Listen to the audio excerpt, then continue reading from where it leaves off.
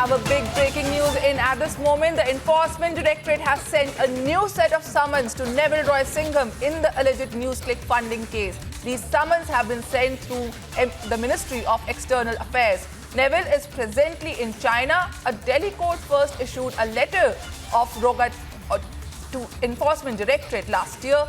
Chinese authorities refused to serve summons to Singham. The Enforcement Directorate has named him as an accused in a money laundering case revolving around NewsClick funding. 2 months back, the CBI had filed a case of FCRA violation against NewsClick and named Neville Roy Singham as an accused. On the 3rd of October,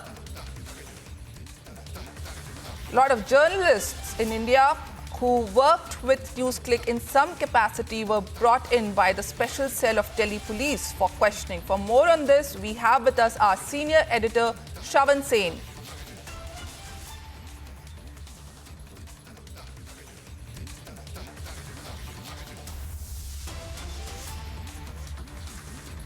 It was the Enforcement Directorate had said that NewsClick, which is an online news portal, had connections with China and other international nations, and it was also getting funding from China. And it was not just NewsClick, other agencies were also involved. Shravan, could you please tell us, with this latest summon that has been issued against Neville Roy Singham, where is the case headed now? Because earlier also some summons have been ignored.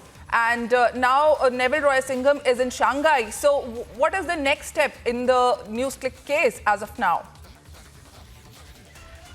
Well, in fact, this is not the first time that Neville Roy Singham has been summoned by the Enforcement Directorate. In the past, when the summons were actually sent out, China had essentially stonewalled the summons that were sent out by the Enforcement Directorate.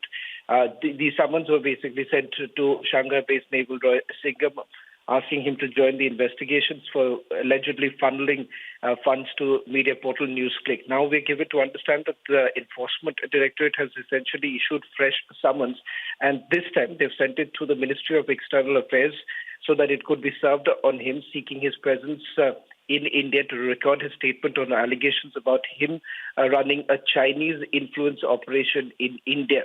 Important to point out here, remember, the Enforcement Directorate has essentially asked for the custodial interrogation of NewsClick promoter Prabir Purkaista, who is currently judicial custody after he was arrested by Delhi police on charges of alleged anti-India activities. In fact, not just Prabir Purkaista, but NewsClick's HR head Amit Chakrabarti was also arrested back in October. This was under the UAPA sections for running a Chinese propaganda on the news portal. Remember, the allegation essentially being that Prabir Purkaista was allegedly receiving funds from a company called Worldwide Media Holdings LLC USA, and roughly about 9.6 crore rupees was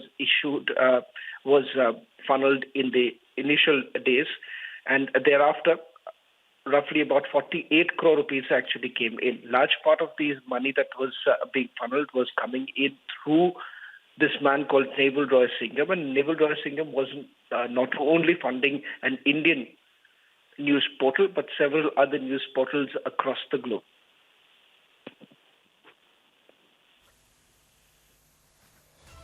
Thank you so much, Shravan, for sharing all the details in the latest development in the big NewsClick scam case, where all the founder, as Shravan also just said, has been already taken into custody. He was taken in custody in October itself, along with the HR head Amit Chakrabarti, Prabir Purkaista, who is the founder of NewsClick. And now another summon has been sent against for Neville Roy Singham, who is in China as of now. Neville Roy Singham's name had also come back. First time it had come in the month of August, when alleged connection and a trail of email were found between the businessman and also some of the Indian politicians, where it was what came out, what the ED had also said, that NewsClick is basically receiving funding from China and is spreading anti-India propaganda in the country. And a lot of journalists, at least 37 of them, including male and female, were brought in for questioning after the ED had carried out search and raid operations